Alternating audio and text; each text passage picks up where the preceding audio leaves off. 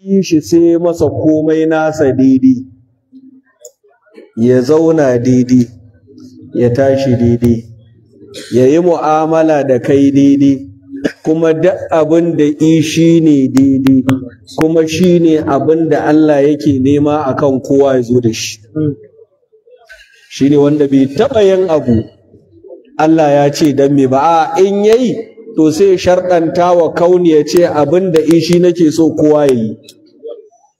Shi ne maulanmu shi Ibrahim radiyallahu ta'ala anhu yake cewa man zallazi ma sa'aqat wa man lahul husna faqat, sai ce Muhammadul hadil lazi alaihi jibrilu hamad. Maulanmu shi Ibrahim radiyallahu ta'ala anhu yace wane ne wanda bai taɓa yin wani abin da Allah zai ce ba shi yake so ba? Waye a rayuwarsa duka komai daidai yake yi? Sai shehu ya ce Muhammadul hadil lazi, shi ne annabi Muhammadu wanda shiriyar Allah take fitowa ta hannunsa. Waye shi? Alaihi jibrilu habad, shi ne wanda jibril yake zuwa gurinsa. Wallahi ƴan uwa mu goda Allah da Allah ya ba mu annabi Muhammadu. Allah madaukakin sarki bai yi halitta kamar manzon Allah ba, kuma duk sanda ka gamma a gun maulidin manzon Allah to ɗayan abu hudu za a faɗa. Duk sanda ka ga ɗan maulidi a gurin maulidin manzon Allah so yake a gaya mar ɗayan abu hudu. A gaya masa cewar ba wata halitta mai kyan annabi Muhammadu, kyau zubin kyawu Allah ya halicci mai kyau, duniya ba ta ga mai kyan manzon Allah ba. Shi ne ɗaya daga cikin sabon manzon Allah sallallahu alaihi wasallama, Abdullahi bin Rawahata, bambaɗan manzon Allah ne, yana cikin mawaƙan manzon Allah. Shi ne wanda ya ce wata rana tafiya ta taho, muna tafa da manzon Allah, yana kan abin hawa ina jansa, sai shugaba ya ɗago kai ya kalle ni ya ce ɗan Rawahata, ka iya waƙa irin tawa ne? Sai ce Rasulullahi na iya ta. Sai manzon Allah ya ce mun baiti ɗaya ne. Ya ce da ne baiti ɗaya sai na ji manzon Allah ya ce mun ɗan ƙaran guda ɗaya. Ice ina tafa annabi Muhammad yana ce min hihi ya bana Rawahata, ta daɗi ɗan Rawahata, ni ko ina jin daɗi ina cika aikin annabi Muhammad. Shi ne yake cewa laulam ta kun fihi ayatun mubayyinatun lakana munziruhu tunbika bil khabari. Ice wannan ba a ce maka annabi bane, kawai ka kalli irin zubin halittar da Allah ya wa annabi Muhammad, kai ka san akwai wani zancen Allah tare da shi. Shi ne shi Ibrahim yake cewa azajjun wa akana wajhunaha mutawwarun wa lihiyatuhu qasun wa sadruhu wasahu. Yana sifanta manzon Allah. Duk wanda ka ganshi gurin maulidin manzon Allah yana daga babban burinsa shine a gaya masa babu mai kyan manzon Allah.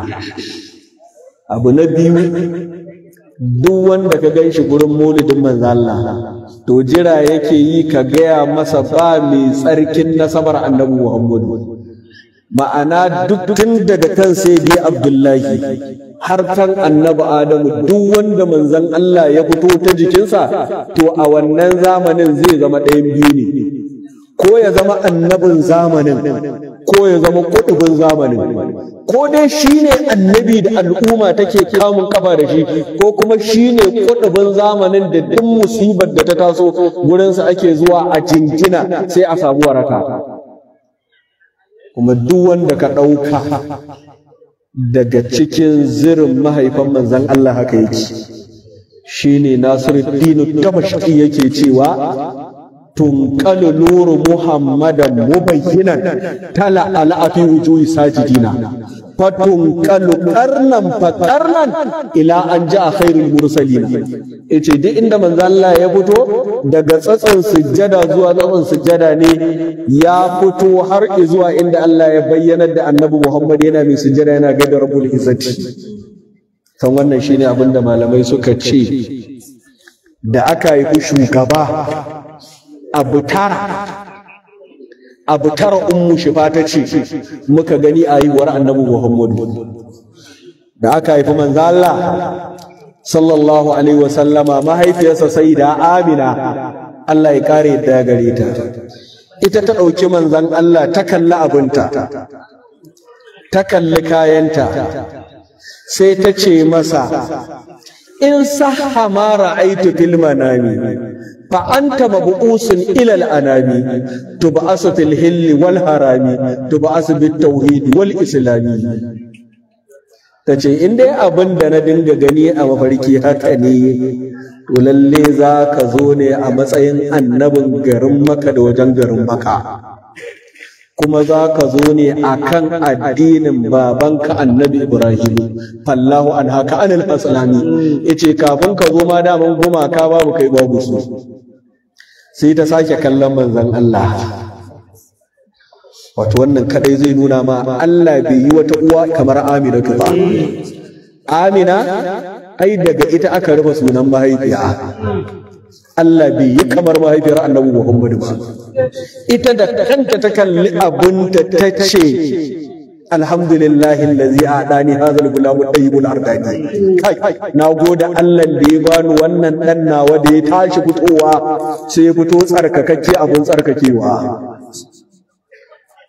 Ta ce ni na saba gani a haifa abin haihuwa ya fito ana neman aimar wanka. Ta ce sai na gan shi abin yi wa wanka da tsafta da tsarki fiye da kowanne kaunu. Ta ce na kalle shi ina neman a sa masa kwalli, sai na ga idansa da kwalli kudura ilahiya ta saka masa. Ta ce na kalle shi ina neman ina mayankar cibiya, sai na ga ashe shugaba alaihi salatu wassalamu da abarsa ya zo lafiyayya. Ta ce na kalli shugaba sai na gan shi abin yi wa shayi. Ta ce shugaba yana saukowa ƙasa da sujjada ya duru, shugaba ya sauka kai yana gaida rabbul izzati. Ta ce da na ɗaga shi sai na je atishawa, yana yi kawai sai na ji ɗakin ya ruɗe, ana ce masa yarhamukallah ya nabil kariri. Shine shehu Busiri yake cewa shammatatul amlaku kizwa ba'atu wa shafatna bi qawli hashafa'u. Tace lokacin da yazo da yayi sai muka ji ɗakin ya kaure, mala'ikun ubangiji suna cewa sannu da zuwa, barka da zuwa ya annabi rahama. Tace na kalle shi da na kalli shugaba, tace sai na ga alamar annabta a bayan kafadarsa. Ta ce kuma yana ne daga ɗan yatsansa sama yana nuna kaunu, to fa na zo kowa sai ya ce Allah daidai kawai, kowa sai ya faɗa. Shine shehu Busiri ya ce rafi an ra'asuhu wa fi zalika rafi ila kulli sudadin ima'u ramiqan darfuhu sama'a wa marma aina man sha'anuhu al-ulu wal alau. Ya daga hannunsa yana nuna rabbul izzati guda ɗaya ne. To duk wanda ka gan shi gurin maulidi so yake a ce masa babu mai tsarkin nasabar annabi Muhammad, ko ba mai tsarkin nasabar manzon Allah. Wata rana wasu mutane a Madina sai aka ji manzon Allah ya ji labari bayan an yi Hunainu an dawo, bayan da manzon Allah ya yi rabon ganima. San yakin Hunainu shine yakin da manzon Allah ya je da sahabi ɗaiɗai mutum 10,000 suka rafa manzon Allah baya. 10,000 mutum 2,000 mutanen Makka, mutum 10,000 mutanen Madina.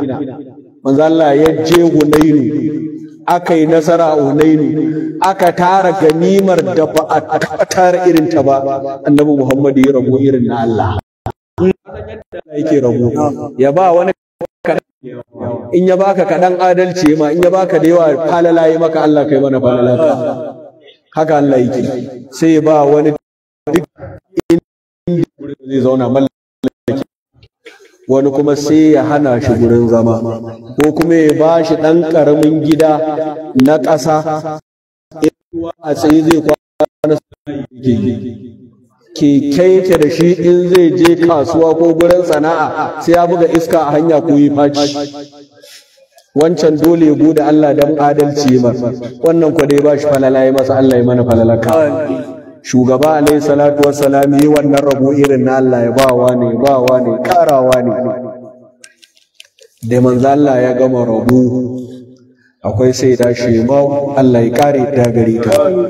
Ita ce wacce manzan Allah yana gurin sai da Halimatu Sadiya take ɗaukan manzan Allah take goya shi, ta goya shugaba ta nemi masa waka tana ya rabbi ibqi lana muhammadan hatta arahu yafiya wa murada wa kubut a'da'ihi ma'an wal husada wa dil izzi yadumul abada. Tana ya Allah ka raya mana annabi Muhammadu har muga ya girma ya zama shugaba abun shugabantarwa.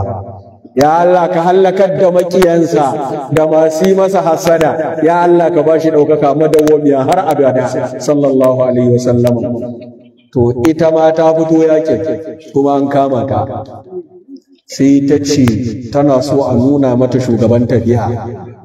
Aka ki daga baya ta matsa ta ce a nuna mata manzon Allah. Shi ne sai da aka yi ta gaban annabi Muhammad sai ta ce ya Rasulullahi ka gane ni? Sai manzon Allah ya ce ba ta gane ki ba. Sai ta ce ni ce Shema'un nan ta Banu Sa'adun gurin Halimatu Sadiya. Sai manzo Allah ya ce in ke ce akwai wani ciwo a daidai guri kaza a jikin ki nuna min. Sai ta nuna manzon Allah, tana nuna wa annabi Muhammadu. Sai manzo Allah sallallahu alaihi wasallama kawai ya cire mayafin sai ya ce Shema'u zauna a nan gurin. Shine Shehu Busiri yake cewa basadal Mustafa lahamir rida'in ayyi fadlin hawa kaza kan rida'u. Akwai wata falala da daraja da ta wuce annabi Muhammad ya shimfiɗa ma mafi ka zauna ne? Abdullahi ibn Jarirul Bajali wani kasaitaccen sahabi ne, dan mulki, dan sarauta, dan isassu, ya zo dab da wafatin manzo Allah ya musulunta.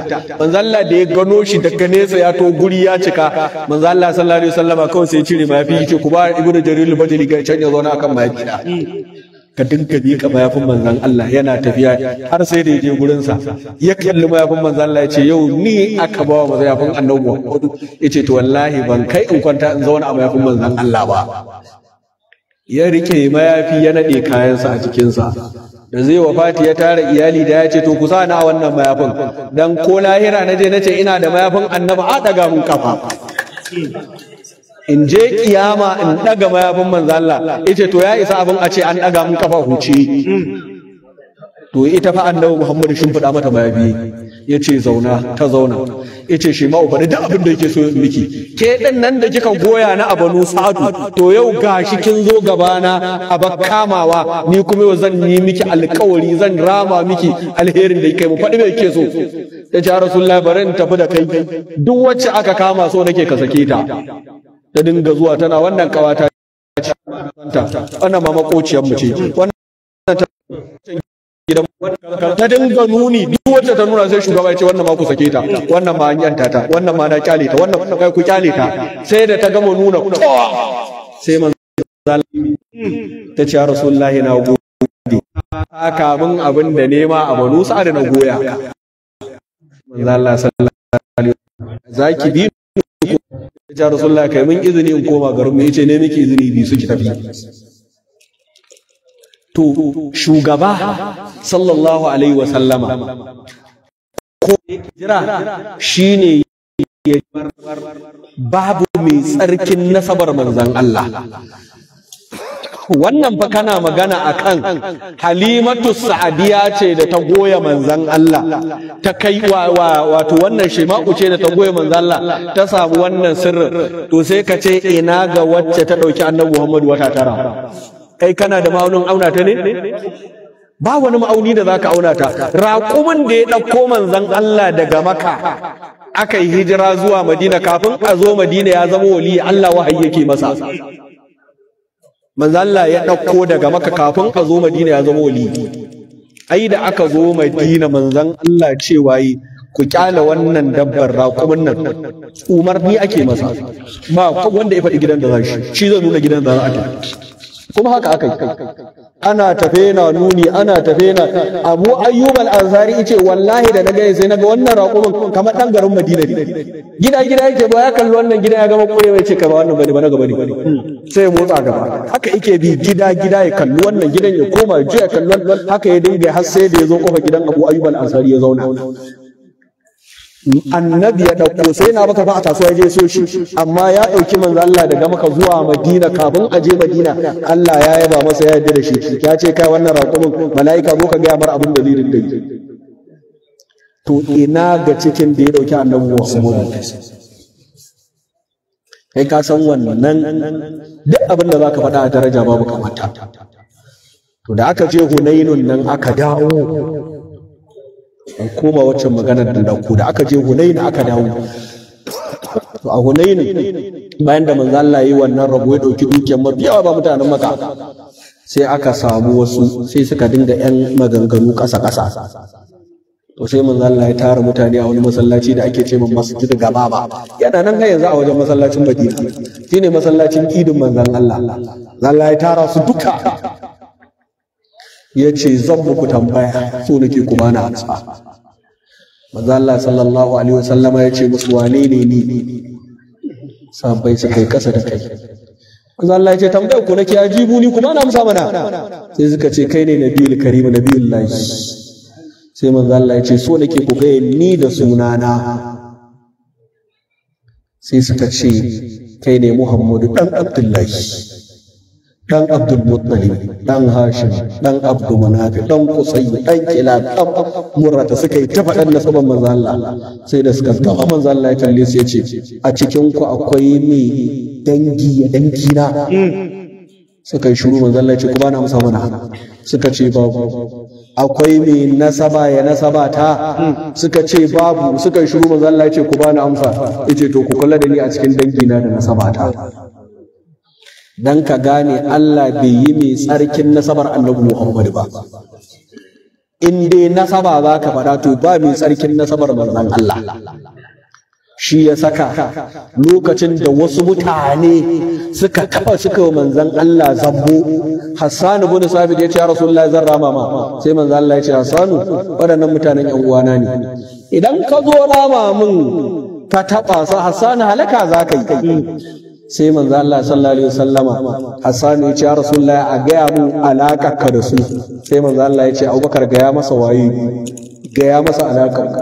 To shi kuma sai na Abubakar ma'abocin ilimin nasaba ne, in ya kalli tafin hannun ka ya gaya maka kakanka na 15, yace kai ne wani dan wani cikan wani kakanka wani, sai baka labarin kanka.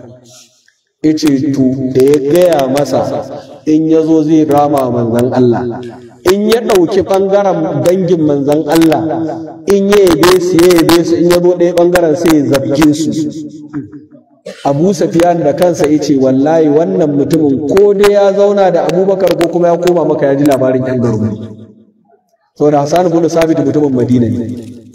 Duk wanda ka gan shi a gun maulidi so yake a gaya mar tsarkin nasabar annabi Muhammad.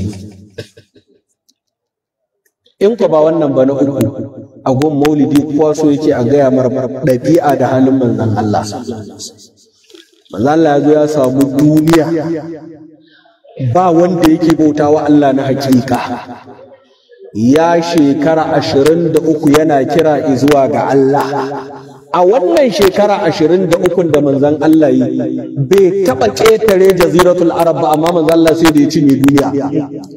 Duk wani sarki da ya isa ya tumbatsa sai da annabi Muhammad ya tura masa wasiƙa. Idan kuma ya tura maka wasiƙa ka ƙi karɓa, to daga kanka mulkinka da iyalinka da sarautar gidanku ta kare. Kamar yadda manzo Allah ya wa sarkin Kisra da ya bada wasiƙa aka kai masa, da aka karanta wasiƙar sai ya firgice tashi ya ga wasiƙar manzo Allah. Manzo Allah ya ce Allahumma mazid mulkahu la kisra ba da kisra, ta ce Allah wannan tunda ya ga takardar nan Allah ya ga mulkin sa, daga kansa kuma an gama kisra. Shi ko Kaisaru da aka kai mata takarda ya gamsu annabi Muhammad annabin Allah ne, domin ya kirawo mafi kusanci da mutanen Maka, dan Maka Abu Sufyan lokacin da suka to daga kasuwancinsu na Sham, ya tambaye shi akan manzon Allah kuma ya ba shi amsoshin da yake nema, da kansa ya gaya musu yace kun san ni Allah zai turo annabin ƙarshen zamani. To wannan shi ne mutanen da suke zaune a gabansa da zai faɗa ya kulle kofa, sai suka tashi a guje za su gudu, sai dama ya kulle kofa ya ce to ku dawo, daman gwada ku nake in ga kun yi imani da shi sosai. To shine da aka kowa manzo Allah ya ce to wannan shi kuma san mulki da son shugabanci ya halakar da shi. Su ka su muƙauki su sarkin Misra da manzo Allah ya kai masa wasiƙa ya karɓi wasiƙar manzo Allah ya dawo da saƙo mai kyau kuma har ya turo manzon Allah sallallahu alaihi wasallama da kyauta ya bashi mata guda biyu akwai Mariyatul Qibdiya akwai Sirina. Mariyatul Qibdiya ita ce babar Ibrahimul Mu'azzam wanda ta ce lokacin da aka ɗauko ta daga abin hawa sai ta dinga ci a ranta cewa ta baro daga gidan sarauta gidan mulki yanzu ina za ta je wanne gida za ta je ashe raban shine za ta je gidan shugaban duniya da lahira ne annabi Muhammadu za ta je gidan shugaban da ko a gurin Allah jusra qadara fama amamaka khalqun fawqaka lahu wal ya warawu ya ishe ka girman daraja ya rasulullahi ya ishe ka girman daraja ya rasulullahi ba kowa a gaban ka ban da rabbul izzati shine shi Ibrahim yake cewa wal abdu haqqan wal anamu abidu kowa bawan annabi Muhammad ne shi kuma annabi Muhammad shi kadai ne bawan Allah to da haka Allah bai san kowa ba sai manzo Allah in kana so Allah ya gane ka ba annabi Muhammad in baka bi manzo Allah ba ruwan Allah da kai ashe gidan shugaban kauni za a kawo ta manzo Allah ya so ta ya kaunace ta har ya kusance ta haifa da Ibrahim al-Mu'azzam shine dan da ya wafati manzo Allah ya dauke shi ya kalle shi yace wallahi wannan dan da ya rayu da an yi annabin da ba ta irin sa ba manzo Allah ya kalle shi yace ba dan tsakani na da Allah akwai yar kunya ba yace da cewa zan Allah da amin da kayana kuma wallahi yana cewa a dawowa zai an ba na Muhammadu yo ai wanda na bayan sa ba duk sun yi irin wannan Allah ya musu to ina ga annabi Muhammadu ina yawan ba da misali da wata baiwa Allah hijira ta daga Makka zuwa Madina a hanya jikan ta fadi ya mutu tace Allah dan annabi ba zan je wannan hijirar Allah ta mun da kana mu ci gaba da tafiya wannan gashi ya tashi ya sake rike mu dattijuwar saka kasa hannu an tawo Madina kuma ta ci gaba da rayuwa ya ta mutu ma ta bar shi to ina ga annabi Muhammadu to duk wanda ka gan shi a gun maulidi yana so a ce masa in dai kyawun ɗabi'a da mu'amala ne ba kamar manzan Allah kuma wannan ɗabi'ar ita ce ta sa manzan Allah ya gama da duniya ba wani wanda ya taɓa zama da manzan Allah ya ji ƙaiƙayi a ransa cewar zaman nan bai mun daɗi ba babu shi wani mutumi ne fa zo manzan Allah sallallahu alaihi wasallama da kwanzo na inibi ya kawo shi gaban manzan Allah shugaba ya zauna yana zuwa ice ya rasulullahi inibi na kawo ma dan na faranta ma ka ci manzan Allah yana karɓar inibi ya sa hannu sahabbai za su kawo hannu manzan Allah ya ce a kowa ya hakura ni zan ci inibin nan shugaba ya karbi inibi ya gama ci gaba ɗaya ya ɗauki kwanin ya bashi yimar addu'a ta alkhairi ya juya ya tafi sai da ya tafi mutumi yana murna yana jin daɗi manzo Allah ya karrama shi kadai ya cinye abin da ya zo da shi bai bar kowa ya ci ba sai da ya tafi sai sahabbai suka ci Rasulullahi kun mamaki idan muka zo gurin ka in an kawo maka ma ba mu kake kafin mu tambaya yanzu mun tambaya Rasulullahi kuma baka ba mu baka bari kai kadai ka cinye sai manzo Allah ya ce kun gane mutumin da yazo suka ce mun san shi Rasulullahi manzo Allah ya ce kun san me yasa ya kawo mun suka ce Rasulullahi mun sani ya kawo ma ne dan ya faranta maka sai manzo Allah ya ce abin da yasa na hana ku ci shine da na ɗauki inubin nan ina kaiwa baki da na gatsa sai na ji inubin bai nuna ba da ɗaci a jikinsa sai na gamsu idan na bari kuka ɗauka kuka ce za ku ji wannan ɗacin da rashin nuna ku ajiye ba zai ji daɗi a ransa ba shi sa na cinye masa gaba daya dan faranta masa to kai na ke wannan ba annabi Muhammadu ba duk wanda ka ba abun ba daɗi in baka yi sa ba ko bai ce maka ba daɗi bai ce sai an jima zan ci ba zai ci a gaban ka ba amma ku annabi Muhammadu dan faranta haka shugaba yake to shi ya saka komai kaga mutum kowaye a gaban manzo Allah in dai mu'amalanci annabi Muhammadu duk inda yaje sai ya ji ba a yi mu'amala irin ta manzon Allah ba ya masa irin ta ba Anas dan Malik yace manzo Allah ne bai aike ni da safi yace na tafi cikin yara da abokai ina ta wasa, ai ban tashi tuna aiken ba, kawai sai na kalli ƙasa sai na ga shugaba kafan manzo Allah a kaina. Yace firgici ya kama ni domin an aike ni tun safe, sai kuma la'asar aka zo kaina. Yace shugaba ina dago kai sai na kalli manzo Allah na gane mun murmushi, yana ana sai zaka tafi aiken dare maka in ba annabi Muhammadu bai na za irin wannan ɗayan biyu ne, ko a dakar ko a kwace aiken. Amma shi ko ce ai manzo Allah da murmushi ya kalle ni, yana Anas yaushe zaka tafi aiken dare maka. Idan ba annabi Muhammadu ba ina za ka samu irin wannan. Duk wanda zai maka maulidi za ka ji zai karanta ma cewar Allah bai mai ɗabi'ar manzan Allah ba. Kat kuma Allah ne ya bi kayansa, shi ya abin sai ya bi shi, ya ce masa wa innaka la ala khuluqin azim. Ya Rasulullahi ka fi kowa kyan ɗabi'a kawai. Shi yasa malamai suka ce na tafsiri, wai me yasa Allah bai ce manzo Allah wa innaka zu khuluqin azim ba, kai ma abocin ɗabi'a, domin duk mai ɗabi'a ce ma ake zu ɗabi'atin zu khuluqin, me yasa Allah bai gaya ba? A'a, dan Allah yana so ya nuna duniya ita ma ɗabi'ar annabi ne zauna akan ta, ita ma annabi take kwaikwaya, ita ma ɗabi'ar annabi take kallo ta kwaikwayo sai ta irin wannan. Shehu Busi dai ce kullu fadlin fil alamina fa min fadlin nabi ista'arahu fudal. Duk wani mai daraja da falala an ga shi to annabi ya kalla ya kwaikwaya sallallahu alaihi wasallama. Duk wanda ka ganshi so yake a karanta masa babu mai ɗabi'ar manzon Allah. Yace abu na hudu a gun maulidi shine a karanta maka cewa Allah da ya shi ya fi kowa kaunarsa.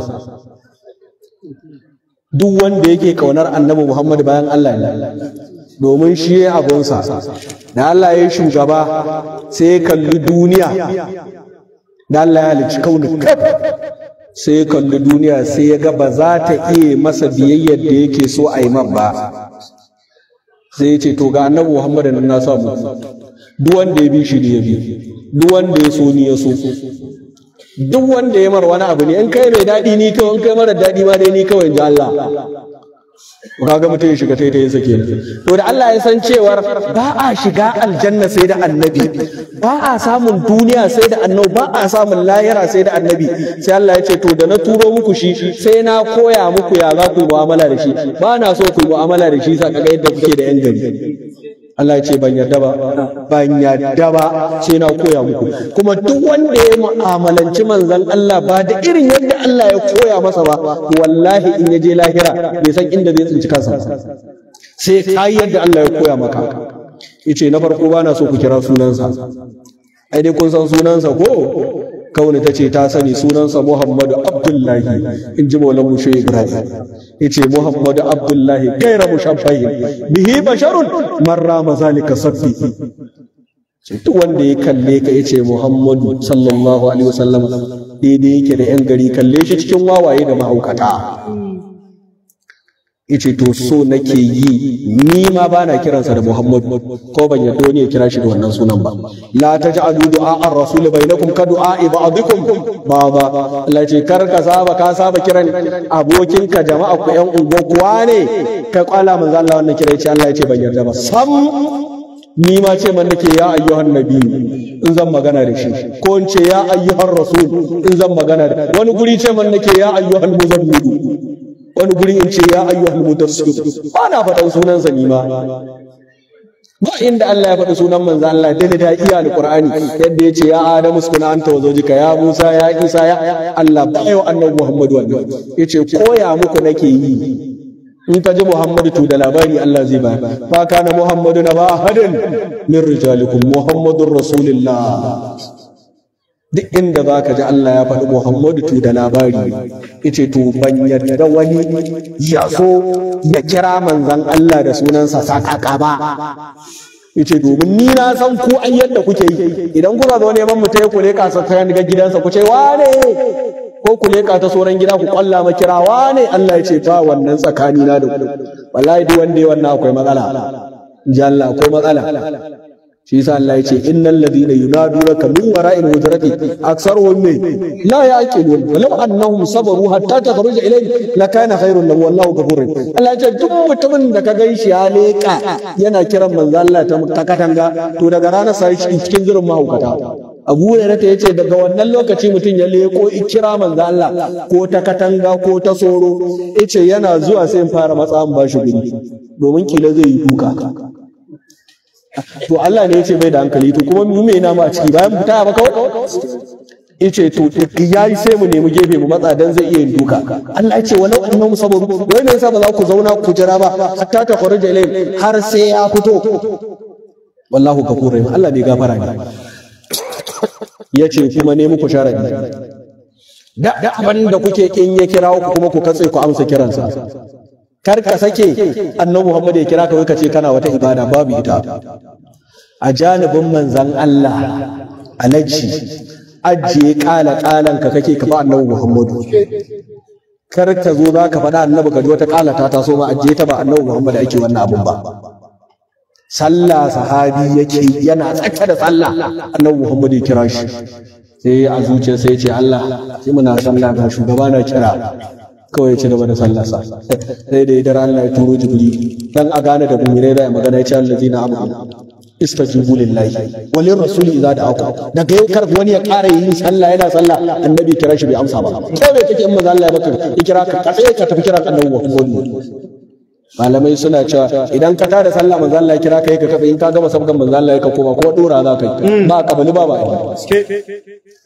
In annabi Muhammad ya kira shi yasa ko yanzu a sallah kaji an ce Muhammadur Rasulullah to sharadi ne ka ce sallallahu alaihi wasallama ba zaɓi bane sai ka faɗa. Sai Allah ya koya mana ya ce to in aka zo gaban in annabi ya kira to haka nake so a yi. Sannan ba na so a zo gabansa ana magana wani yana daga murya. In yana magana kowa ka yi magana, kowa yi magana. Haka Allah ya ce innal ladzina yaghudduna aswatahum inda rasulullahi ulaika allazina imtahana Allahu qulubuhum litaqwa lahum maghfiratun wa ajrun azim. Allah ya ce duk wanda ya zo gaban annabi zai magana ya kasa da muryarsa, Allah ya ce ku shaida ne ma gafara zan sa cikin mu'minai kai zan ma bashi aljanna. In dai ka zo gaban annabi Muhammad ba daga murya. Shi sa Allah ya ce allazina amanu la tarfu aswatukum fawqa sautin nabi. Wannan Abubakar da Umar ko wani sahabin manzon Allah ana ce mar Sabit ibn Qais ash-Shammas, sahabi ne mai larurar ji baya jin magana sosai sai an yi da karfi. Kasan wanda baya ji in zai kuma magana shi kuma sai da karfi. Kwana biyu sai manzo Allah ya dina ganin sa, sai manzo Allah ya ce wane yana na, aka ce yana na ya Rasulullahi. Manzo Allah ya ce ku kirawo shi. Sai manzo Allah ya ce kwana biyu baka zuwa, sai ya shiru. Manzo Allah ya ce kai magana, sai nuna ya Rasulullahi kai magana za ta yi karfi. Nabi ya ce yi magana. Sai ya ce ya Rasulullahi kasan ni ina magana da kai nan rada nake a hankula, amma na ƙarshen masallaci ma ya ji bai na faɗa. Saboda magana ta nayi ta kaɗan, amma saboda matsalar kunnan larurar kunnan sai kowa ya ji. Sai shugaba ya ce to kai na yadda kai magana da harshen da kake so, wannan ayar na dauke maka aiki a kanta. To ka ga yin wanda zai wannan ba annabi Muhammad ba, na dauke maka wannan nauyi. Shi yasa kullum muke ce in an ce annabi to ba a zancen kowa, shiru ake yi. In an ce annabi shugaba ne. Allah ne ya ce hurrimat alaikumul maitata wad dama wa lahmal khinzir. Allah ya ce na hana ku shan jini. Amma ga sahabin manzon Allah Malik bin Sinan yace ran da aka je yakin Badar hulan kwalkwali akan shugaba, yakin Uhud hulan kwalkwali akan shugaba wani da ke ta tafasa manzon Allah goshi. Yace manzon Allah yace zo ka cire mu. Yace na ja na kasa na sa baki na haka ina ja yace jinin shugaba yana shigowa ni kuma ina shan kaya na. Yace na sha jinin shugaba na cire hular har haƙori na guda ɗaya balle. Jinin annabi Muhammad. Shi ka Zubairu dan Awwam Allah ya kare ta gare shi da aka wa manzo Allah kaho manzo Allah cewa je ka zubar inda ya kamata, ya tafi sai ya ce to ai jinin annabi ama zubar da shi a kawai daga kayan sai shanye. Ya dawo manzo Allah ya ce ya Rasulullah na kai shi inda ya kamata. Manzo Allah ya kalle shi ya murmushi ya ce la'allaka sharibtu kai ko dai shanyewa kai. Haka manzo Allah ya ce ko dai shanyewa kai, ya ce wallahi shanyewa ne ya Rasulullah. Ya ce daga yau ka zama wani irin kauni da kowa sai taka tsantsan a kai. A taba ka matsala ka taba matsala. ka san haka yana yake ko mutum ya hau mota ya sa L ya da kale a dake shi ne to ka zama L da duk wanda ya taba ka ya samu matsala, duk wanda ka taba ya samu matsala. Ai ga aya can amma saboda annabi Muhammad ya sha sai Allah ya ce to in an zo gaban annabi ladabi ake yi. Akwai wata yattinkiya a gidan sai da gidan manzo Allah sallallahu alaihi wasallam akuya mai jan gashi irin mai tsallan nan. Sabai da yawa suna cewa muna gane manzo Allah yana nan ko baya nan da ita, domin annabi yana nan ko motsin ta ba a ji. Shugaba yana shigowa gida ta samu guri ta zaman ta ba ta ƙara motsi ba. Manzo Allah yana fita ta cigaba da didimiyarta. Manzo Allah yana shigowa ta samu guri ta zauna. Ita ma ta san waya annabi Muhammad ne, ba za ta zauna ba, za ta tsalle manzon Allah yana guri ba. Sai Allah ya ce so nake in koya muku wannan annabi ni ban yi irinsa ba, kuma ba wanda nake so irinsa, kuma zan masa abin da ban kowa ba. Shi sa fa wani abu da nasa Allah ne ya ba komai sai da Allah ya bi shi. Duk ƙuriyar abin da Allah ya yi wani annabi da zai ji yau na isa na tumbatsa da shi, sai da Allah ya yi wa manzo Allah shi ya dora sama da haka. Ai mafi girman abin da Allah ya yi wa annabi Musa shine ya magana da annabi Musa ko ana ce maka kalimullahi. Allah ya zance da annabi Musa, kuma da ya zance da annabi Musa da Allah ma sai da ya faɗi me akai, sai da ya bada labari. Shi kuma da kansa ma ya nema annabi Musa ya ce Allah rabbi arini anzur ilaika, saboda tsafa zancen da yake da Allah ya ce Allah ina so na ganka ni ma dan ba da labari. Allah ya ce ni Musa a lan tarani ba dai haka ya gani na Musa, walakin unzur ila al-jabal fa in istaqara makanahu fa sawfa tarani falamma tajalla rabbuhu lil-jabal ja'alahu dakkan wa kharra Musa sayqa. Annabi Musa bai iya ba, kuma duk zancen da annabi Musa yi da Allah ya ba mu labari, ba wani koyon abu. Ya je gurin annabi Musa ya je gurin Allah yana zance da shi. Allah ya ce ma ma tilka biya bi ka Musa, ne a hannunka. Allah ya ce hiya asaya sandana ne, atawakkau biha, nake dan dogara da shi, wa akhushi biha ala ganin, nake dan koran tumaki na da shi, wali fi hama arimi ukhra, ina dan yin wasu abubuwa. Allah ya ce ma ilqiha ya Musa, to yadda ita fa alqaha fa iza hiya hayyatun tas'a qala khudha wa la takhafsani idha bi siratu halula wa bimim yadaka ila janahika takhruj bayda min ghayri su'in ayatul khuri. Wannan fa shine abinda Allah da Annabi Musa suka tattauna a wannan ganin Allah da Annabi Musa. Amma Annabi Musa ya tambayi Allah abu 13, roƙo 13. Rabbi shrah li sadri wa yassir li amri walil uqdatan min lisani yabqahu qawli waj'al li min wazir haruna. Ka hatta zo Allah yake cewa kaduti ta kame sulaka ya Musa laqad manna alayka maratul ukhra. Allah da abin da ka tambaya zan baka Musa, zan ma dan kari a kai. Amma kai ka ji wani wanda ya baka labarin me akai tsakanin Allah da Annaba Isra'ila da Miraji? Ba labarin zancen ɗaya ne kawai, an ji an karɓo sallah an dare banda shi shikenan an gama daga nan ya zance. Amma me aka tattauna babu, dan Allah ya nuna ma an yi zance ɗan sirri, an yi zancen da ba kowa ne ya ji me aka yi ba, domin zancen Allah a wannan halara babu kowa daga Rabbu sai Muhammadu, su kadai ne agogo, babu wata kauna a gurin banda Muhammadu. Dan ka gane Allah ya ce fa auha ila abdihi ma auha ma, malamai suna ce mata ma'ul mubhamaci, wato daga me zancen sai wanda aka zancen su suka san me aka tattauna.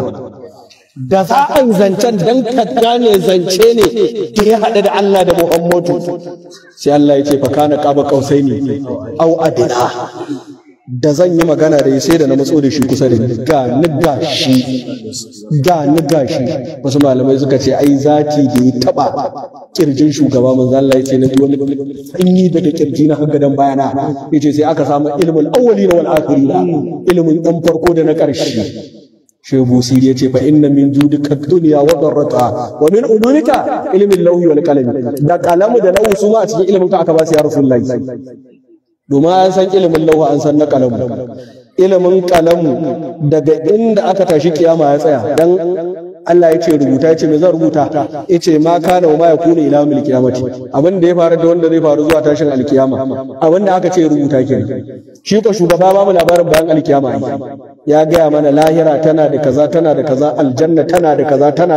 Sayyidina Ali ce kai wallahi saboda zancen da manzo Allah yake mun na aljanna yace kai wasu lungunan da na sani aljanna a Madina ba ban san su ba. Zan baka labarin aljanna fiye da labarin Madina. In ji imami ana madinatul ilmi wa ali babuha, in ji shugaba annabi Muhammad. To dan ka gane da ya je ba kuma wai hijabi aka sa ba, a Allah ya gani da idansa. Haka maulan mushe Ibrahim ya ce ra'a rabbahu haqqan bi aynin wa suratin wa kulli siwa hadha wara'a wara'i. Yace kai da yaga Allah ya ganshi duk wanda ya ce bai ganshi ban ka tashi daukan zancensa a yan bayan ma can nesa zaka wurga zancensa dan bai isa abun magana ba. To da Allah ya bamu manzon Allah sai imana shi annabin da ya fi kowa. To duk mutumin da yake so ya sadu da Allah lafiya kuma ya samu duniya ya samu lahira, to ya rike annabi Muhammadu. In ka rike manzon Allah to duniya da lahira duk sai Allah ya baka, kuma kowa sai ya bi ka, kuma kowa sai ya so ka. Babban misali mu ba da misali da maulan mushe Ibrahim yallahu ta'ala. In dai duniyar musulunci yau za ka yi zance, ba wata duniyar musulunci da za ka je ba a san shi Ibrahim radiyallahu ta'ala. Kuma duk wanda zai gaya maka zance akan shehu, to abin farko shine ya gaya maka annabi Muhammadu. In dai mutum zai baka labari akan manzo Allah akan shehu, to annabi zai fara gaya ma komi kinsa da shehu sai ya ce ma shi annabi lamba ɗaya ne. Dan ya ce fa asartu hubbal mustafa duna ghairihi walau ummu kulsumin walau kanu mariba idza sara khairun nasi sirtu wara'ahu wa in halla yawman al masiru ba'idu. Shi yasa sai je garin da ba addini ma sai ga shugabannin kasar su suke masa biyayya. Ulan mushe Ibrahim ya je kasar China, garin da ba addini, ya je lokacin shugaban kasar China ana ce masa kurkucaf motsi time, shine sunan shugaban kasar China. Shehu radiyallahu ta'ala anhu ya je shugaban kasa ya masa bauta, ya mara hidima. Lokacin kwa da shehu ya zo Kano 1938-39 da ya zo Kano, shehu radiyallahu ta'ala anhu kai tsaye gidan sarkin Kano shi yana zuwa ya samu fada ya ce ku je ku ce ana sallama da wane ne. Mamaki ya kama su, kamar sarkin Kano a ce an zo ana sallama da shi. To shehu waye ne? Sai ya ɗauko compliment card ya ce kun je ku bashi, ku ce mai wannan ne ya zo. Yana shiga aka bashi, kawai sai suka ga sarki ya keto ba takalmi daga shi sai ya shara ya fito yana ina bakon yake. Suka firkice suka cika da mamaki, suna kallon waye wannan. Ya kai shehu radiyallahu ta'ala da ya kai shi sai wani daga cikin fadawa ya leko, kawai sai ya ga shehu akan kujera, sarki ne wa shehu furfita. Sai ya ce wannan zance ya girmama. Yau sarki da ake furfita, yau sarki shi yake furfita. To khadimu kama khadumul mulukumi amira, inji maulana mushe Ibrahim. Sirrin fa shine annabi Muhammadu. In ka rike manzo Allah, Allah zai ma komai. Shi wata rana shehu radiyallahu ta'ala yana tafi akan mota, a cikin mota yana cikin tafiya, kawai sai wani ya ga shehu sai ya tsi da shi shehu a rage min hanya. Shehu ya ce shigo.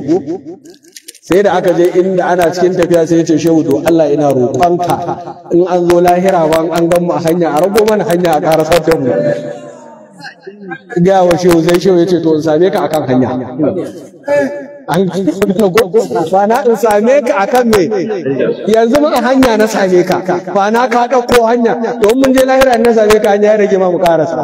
Amma in dai ban same ka a hanya ba, to ba zancen a rage ma, to a same ka a hanyar shehu. Me hanyar shehu? In ji shehu ya ce wa ummatu qasidi fihimu an asuqahum ila me ila hadrat barur rahim ila guna. Ya ce manufata dan na kwashi zuga sai in kai wa annabi Muhammadu, ya rasulullah gashi na kama kai kuma kai su gurin Allah. Wallahi ƴan uwa, duk wanda ya rike manzan Allah to ya samu komai. Shi kuma shugaba ba a rike shi izama an yi babu shi. Kuma duk abin da ka bawa annabi Muhammadu to Allah ka bawa, kuma duk abin da ka bawa manzan Allah to annabi Muhammadu tun a duniya Allah zai fara saka maka. Kuma abin da yake nema a kanka shine ka ajiye komai ka bi shugaba. In annabi ya ce je kana to kawai ka tafi, in ya ce tsaya in ya ce shiga in ya ce fito. Haka manzo Allah ya wata rana ya gidan ɗaya daga cikin sabbai ya fito, sai manzo Allah ya kalli sabbai ya ce ko yunwa kuke ji? Suka ce yunwa muke ji ya Rasulullahi. Sai manzo Allah ya ce ku tashi mu tafi neman abinci. Suka wuce gidan ɗaya daga sabbai ya ce je ka ɗauko abinci a gida, sai ya ce ya Rasulullahi ba abinci. Sai ya ce to zo ka biyo ni mu tafi. Suka je gidan sai na Abubakar, manzo Allah ya ce Abubakar je ka dauko abinci. Sai na Abubakar kawai ya shiga gida, yana shiga gida ya dinga ɗebo kwanuka rufaffu a kicin yana kawo gaban annabi yana ta kawo ya gama zube su kawai sai aka dinga buɗe ga abincin zafaffe mai daɗi, sabbai a gama ci. Sai wani sabi cewa sai na Abubakar kaɗa ka san annabi zai zo kai tanadi ne? Sai ya ce a'a. Yace to amma wannan abincin fa, sai yace to wallahi manzo Allah ne kawai, ni fa zuwa yace mun shiga ka dauko abinci. Yace umarni ba aka yi mun je ka dauko abinci, ni kuma kicin naje in dai kwano 40 yake kawai dauko shinkashi gaban annabi. To da haka ni kwano na kawo rufaffe, shi kuma abinci ya samar da kansa. Annabi ya ce je ka ɗauko, ni kuma na ɗauko menawa, cewa aka yi je ka ɗauko, ni kuma na shiga in dai kwano 40 ke a kicin ice to na kawo shi gaban annabi, na kawo shi kuma ya samar da kansa. Babu ta samar da akwai.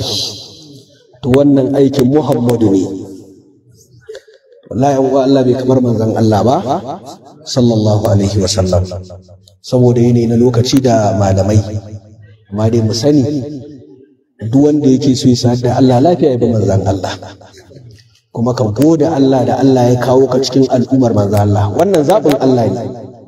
Ina yawan faɗi in ya so sai ya kai ka cikin jama'ar annabi dana yana rana alkiyama ya ku tashi ku biyu ko uku, annabi a gaba ko uku na bin kayan ku. To ai kaga da Allah ya kai kaga cikin al'ummar da zubar ta banda Allah ba wanda ya sani, ai ka gode wa Allah ko. To da ita ce al'umma da Allah yake son tafiye da komai. An ba ta kai ta yi nufin yin aikin alheri ma ba ta ba sai Allah ya gafarta mata. Ce wata rana wani mutumi ko ya fito zai tafi masallaci a hanya ya dinga sunkulewa na faduwa, sai da ya faɗi sau 3 yana faduwa ya tashi a guje ya sake kaya ya sake fitowa. Da ya na 3 na 4 kawai sai wani mutum ya rike masa hannu ce zo mu tafi. Sai da ya kai shi kofar masallaci ya ce shiga, sai ce bayan zai shiga ya ce to mu shiga yi sallah, ya ce a shi ba zai shiga ba. Me yasa? Je shi ba zai shiga ba. Ya matsa mai ce kai shi shine shedan ba. Je duk faduwan ma da kai dazin dinni na sa kafa na tattade ka. Shi shedan din ya sa kafa ya tattade shi ya kada shi. Sai ce to amma kuma karko ne yanzu ka ce mu to masallaci? Ce da ya taɗe ka taɗin farko kana tashi da kyakkyawan niyya sai Allah ya kalli zuciyarka dan ya bakanta wa shedan nan, sai Allah ya ce mala'iku ko sanar na gafarta mar. Shedan ya ce na ji Allah ya ce an gafarta ma. Da ka dawo na biyu na sake kada kai dai kanka shiga, ije sai ya ce ya gafarta wa ƴan gidanku. Da kai na 3 sai ya ce ya gafarta ƴan ungoku. Ce ka sa abin da yasa na roƙo ka na 4? In na bakka kai na 4 ƴan ƙauyen ku zai gafartawa. Zaka da kai ga gafara ƴan ƙauye wanda ma in rike ka in karasar da kai. To ba inda ake samun wannan sai al'umma manzo Allah.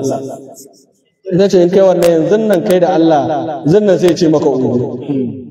To muna roƙo Allah ya kara mana kaunar kauna ta hakika. Allah ya bamu da annabi Muhammad. Wallahi a same ka cikin hadimin manzon Allah. Karkaje lahira ana neman hadiman annabi a rasa ka. Karkaje lahira. Ka je lahira baka cikin hadiman annabi. To Allah baka san ina zaka je ba. Ba zancen nisan gari ko kusan gari. Babu. Kusanci da nisanci baya zama hanyar da za ta hana ka zama hadimin annabi. Sahabbai manya sun zo sun wa annabi hidima, manzan Allah ya kaunace su a lokacin da kwantunan ba su haɗa da annabi ba, suna wata duniya amma da suka wa annabi hidima manzan Allah ya zancen su. Kamar Bilal manzo Allah akwai ran da ya tashi yace kai Bilal jiya naji takunka aljanna, shaidar annabi jiya aljanna ya kwana kenan. Yace Bilal takunka na dinga jifa aljanna, saboda Bilal in zai tafiya saboda yana da karfi in yadda ki kasa sai ta amsa. Yace to jiya naji takunka. Salmanin Farisi kwa lokacin da ya ce wa annabi manzalla za a yi haƙan gwalalu, manzalla ya sa shi wakilci ya dinga raba sabbai 10 shi Salmanu da aka zo kansa duk sabbai kowa kokari ke ja Salmanu. manzalla ya ce a ku kyale shi, dalili shi Salmanu shi kare karfin mutum 10 ne da shi, kaga inda aka kara su zama suna su 20 kenan. manzalla ya riko ya ce Salmanu minna ahlul baiti, Salmanu ya zama dan gidana. Maulan mu Shehu Ibrahim ya ce wasu sahabbai da yawa a take agon suka ga jininsa ya koma jinin gidan manzon Allah. Ga su Suhaibu Rumi, mutumin Rum ne, ran da izo Madina manzon Allah ya tambaye shi ina dukiyarka, ita ya Rasulullahi mutanen Makka ne suka rike ni suka ce ba zan yi hijira ba sai dai in bar dukiya, nace na gode Allah da ya bani abin da zan iya bari in biyo ka.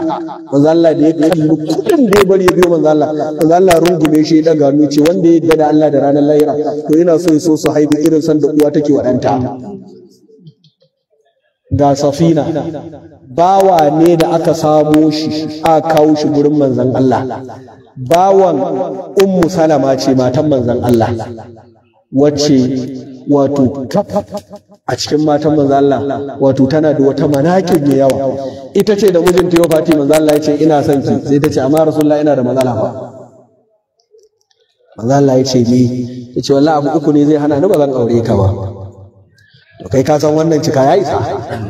Annabi ya ce yana so ai kowa abu sai yake yi. Sai manzo Allah ya ce me? Sai ta ce na farko ina da shekaru, na biyu ina da ƴaƴa, na uku ina da kishi. Sai manzo Allah ya ce in dan kishi ne zan miki addu'a kishi ya tafi. Na biyu ƴaƴa duk dan Abu Salama ta dana ne. Na uku shekaru kina da shekaru ina da shekaru. Kin yadda ta ce na yadda ya Rasulullahi. Sai ta ɗauko bawanta sunansa Kaisu ta ce ya Rasulullahi ga bawa na nan na baka shi kyauta amma da sharaɗin zai baka hidima ya inki. Aikwa yana faɗe sai manzo Allah ya kwaso kaya kawai sai ga manzo Allah da kaya a jikinsa mai yawa yana na gama akar kalla yana ganin manzo Allah da kaya mai yawa kawai sai shugaba ya ɗauki kayan yana ɗauka ya kalli ya ɗauka shi Kaisu yana ɗauka yawan kayan sai manzo Allah ya dafa shi yace ma anta illa safina, ce kai lalle wannan kai ba kowa bane sai jirgi. Daga ran da annabi ya ce masa safina yace wallahi ban ƙara ɗaukan kaya ba duk nauyinsa sai na ɗaga shi. Yace in dai da inda zai makale a jikina tunda annabi ya ga wannan suna in dai ya makale duk nauyinsa zan miƙe da shi. Tazara nisa ba ta hana mutum ya shiga cikin hadiman manzon Allah. Muna roƙo Allah ya ƙara mana kusanci da Annabi Muhammadu, Allah ya ban mu da manzon Allah sallallahu alaihi wasallama. Shehi da yake ta wannan ɗawainiya Allah ya saka masa da alkhairi, Allah ya roƙo da hannunsa. Shi kuma shehi Allah ya ƙara masa karaman lahira saboda alfarman manzon Allah sallallahu alaihi wasallam. Wallahi na ji daɗi ƙwarai da gaske na zuwa na wannan taro. Allah ya sani wannan shi ne zuwa na farko, kuma alhamdulillah sai ni Malam Abdullahi an kulla zumunci na Allah ne. Shi kuma ma kana lillahi damu wa tasala, ma kana li ghairillahi in qada'un fasala. In an gina abu dan Allah to Allah yana karɓarsa. To mun gode Allah da Allah ya gina mu kuma ya haɗa mu a cikin hidimar Allah da Annabi Muhammadu. Muna roƙo Allah ya ƙara masa ƙwarin gwiwa, wannan zawiya Allah ya ƙara mata albarka, wannan ɗalibai na wannan zawiya Allah ya ƙara musu albarka saboda alfarman manzon Allah sallallahu alaihi wasallama, wanda duk suka zo wannan guri kowa da bukatunsa Allah ya biya mana, kowa da damoyinsa Allah ya yi mana saboda alfarmar shugaba Annabi Muhammadu sallallahu alaihi wasallama. Astaghfirullah li wa lakum. Wassalamu alaikum wa rahmatullahi ta'ala wa barakatuh.